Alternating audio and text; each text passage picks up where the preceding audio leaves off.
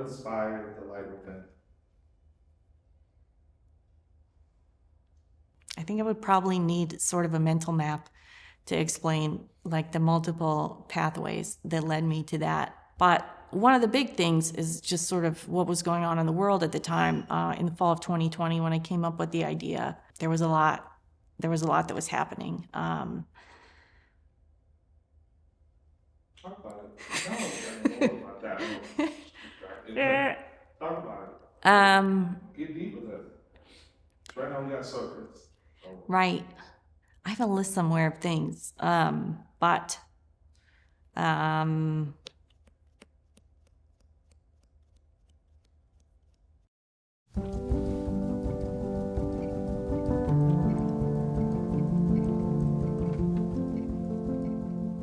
I know we talked about the suspected presence of autism in me when we first met and began to brainstorm how to tell my story. In theory, I don't see any reason why I couldn't sit down with you in a camera and talk to you about the work that I do, about why I do it and where it comes from and what it means to me. I want to be able to do that. But in practice, we find I draw a near total blank. And how do you tell that story?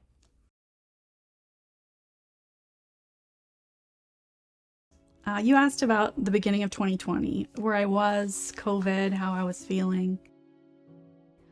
At the beginning of the pandemic, I think I went to bed for weeks.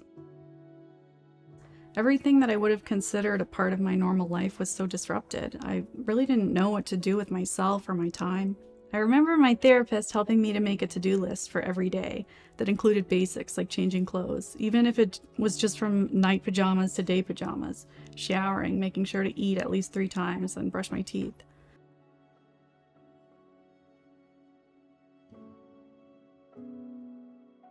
I feel kind of guilty for the amount of nostalgia I feel for that time at home, me falling in love and living my best life while the world was falling apart. An artist's duty, as far as I'm concerned, is to reflect the times. I think that is true of painters, sculptors, poets, musicians. As far as I'm concerned, it's their choice. But I choose to reflect the times and the situations in which I find myself. That, to me, is my duty. And at this crucial time in our lives, when everything is so desperate, when every day is a matter of survival, I don't think you can help but be involved. Young people, black and white, know this. That's why they're so involved in politics. We will shape and mold this country, or it will not be molded and shaped at all anymore. So I don't think you have a choice. How can you be an artist and not reflect the times? Around me at the time, everything seemed like sheer and utter chaos. George Floyd killed in May, armored vehicles in the streets because of the protests. In June, we have Rayshard Brooks shot at the Wendy's less than a mile from our house. The protests are constant, and the riots are causing a ton of destruction. The Wendy's is burnt to the ground. We start having a federally mandated curfew. 129,000 people are dead by coronavirus in July, and the president, you guys remember the president? He holds a rally at Mount Rushmore, saying the virus is totally harmless. People are tearing down statues, and there are shootings happening across the country. By August, California is on fire and in a state of emergency.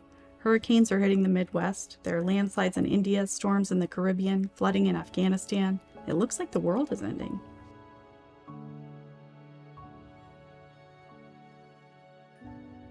Apparently, this may be a common thread for some people with autism, this thriving during pandemic times. When I look back, there was so much external stress and uncertainty, but in the day-to-day, things were so much simpler.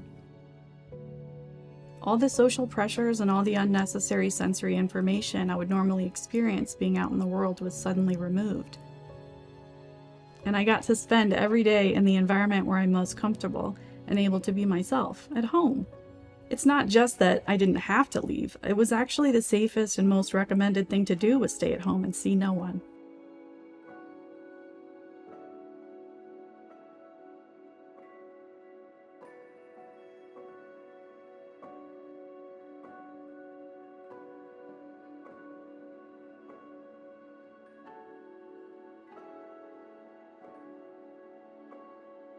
What does it look like when you reach the darkest place?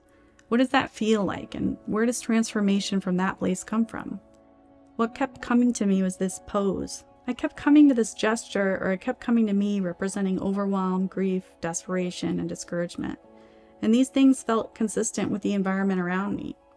The south side of Atlanta, the United States, the whole world around us. And so what does transformation from that place look like?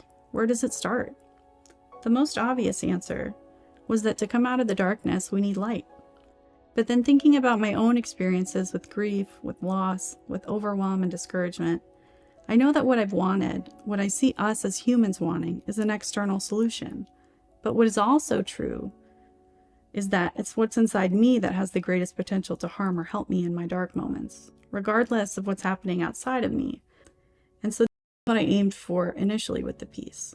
It was about transformation, about the moment that we go inside when it's dark outside, and we find that we still have hope and light within.